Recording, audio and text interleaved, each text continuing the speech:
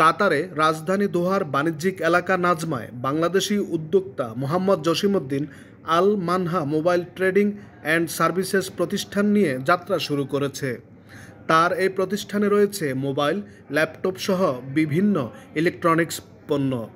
আগামীতে বাংলাদেশ থেকে মোবাইল ফোনের বিভিন্ন সরঞ্জাম, চার্জার, হেডফোন আমদানি করার আগ্রহ জানান এই ব্যবসায়ী। প্রচুর মোবাইল অ্যাক্সেসরিজ আমাদের এখানে 100% ইম্পোর্ট করতে হয়। এখানে বাংলাদেশে বর্তমানে কিছু ম্যানুফ্যাকচারিং কোম্পানি কাজ করছে যারা অ্যাক্সেসরিজের উপর কাজ করতেছে। এই ধরনের প্রোডাক্টগুলো বাংলাদেশে এই কাতারের জমিনে চাইনার মার্কেট আমরা কিছু নেওয়ার জন্য চেষ্টা করতেছি। এই ক্ষেত্রে গভর্নমেন্ট আমাদেরকে যদি একটু সহজলভ্য করে দেয়, আমাদের ইম্পোর্টের ক্ষেত্রে আমাদের ট্যাক্সেস যে কাস্টম ক্লিয়ারিং ফরওয়ার্ডিং যেগুলো আছে এগুলো যদি আমাদেরকে একটু ইজি করে দেয়, সহজ করে দেয়, বিশেষ করে আমাদের যিনি রাষ্ট্রদূত আছে, মহামান্য রাষ্ট্রদূত, উনি যদি আমাদেরকে আন্তরিক হয়ে এই সহযোগিতা করে, তাইলে আমরা বাংলাদেশের যে ম্যানুফ্যাকচারিং কোম্পানিগুলো আছে, অনিক আছে, হালিমা আছে, বিভিন্ন ধরনের ম্যানুফ্যাকচারিং কোম্পানি আছে, তাহলে ওনাদের থেকে আমরা ইম্পোর্ট করে আনতে পারবো। হাফেজ মাওলানা রুহুল আমিনের পরিচালনায় এ সময় অতিথি ছিলেন সিআইপি সাখাওয়াত খান, হাফেজ আব্দুর রহমান ও মাওলানা মুহিবুর রহমান সহ অনেকে।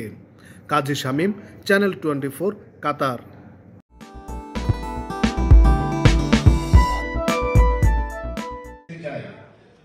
সৌদি আরবের ঢাকা জেলা বিএনপির সভাপতি খন্দকার আবু আশফাক রিয়াদ আগমন উপলক্ষে রিয়াদস্থ ঢাকা দোহার নবাবগঞ্জ প্রবাসীদের উদ্যোগে রিয়াদের তাসমিন কমিউনিটি সেন্টারে নির্বাচনী প্রচারণা ও মতবিনিময় সভা অনুষ্ঠিত হয়েছে। রিয়াদস্থ ঢাকা জেলা প্রবাসী বিএনপি সৌদি আরবের সাধারণ সম্পাদক মোহাম্মদ কুরবান আলীর সভাপতিত্বে এবং রিয়াদস্থ ঢাকা জেলা প্রবাসী বিএনপির সাংগঠনিক সম্পাদক মোহাম্মদ মাসুদ মৃধার সঞ্চালনায় অনুষ্ঠানে প্রধান বক্তা ছিলেন ঢাকা জেলা যুবদলের সিনিয়র সহসভাপতি আবুল হাশেম ব্যাপারী। অনুষ্ঠানে বিশেষ অতিথি হিসেবে উপস্থিত ছিলেন রিয়াদস্থ ঢাকা জেলা প্রবাসী বিএনপির সভাপতি মোহাম্মদ কিং আলমগীর, সিনিয়র সহসভাপতি মোহাম্মদ জলিল সওদাগর, সহ সাংগঠনিক সম্পাদক বাদশা মোল্লা এবং রিয়াদস্থ ঢাকা জেলা প্রবাসী যুবদল নেতা মোহাম্মদ রাসেল খান, শেখ শাকিল সাদ্দাম ও মোহাম্মদ সাদ্দাম হোসেন। এছাড়া অন্যান্যদের মধ্যে আরও উপস্থিত ছিলেন সৌদি আরবের বিএনপি নেতা মোহাম্মদ রফিক মোল্লা, মোহাম্মদ সাইফুল ইসলাম, মোহাম্মদ ইসমাইল ফকির, মোহাম্মদ মাসুদ খান এবং আনোয়ার হোসেন, মামুন হোসেন সহ আরও অনেকে। এ সময় আগামী জাতীয় নির্বাচনে ঢাকা দোহার নবাবগঞ্জে জনাব আবু আশফাককে বিজয় করার লক্ষ্যে ঢাকা জেলা প্রবাসী বিএনপির সৌদি আরবের সকল নেতাকর্মীকে একসাথে কাজ করতে হবে। শিহাব শাহিন, চ্যানেল 24, রিয়াদ, সৌদি আরব।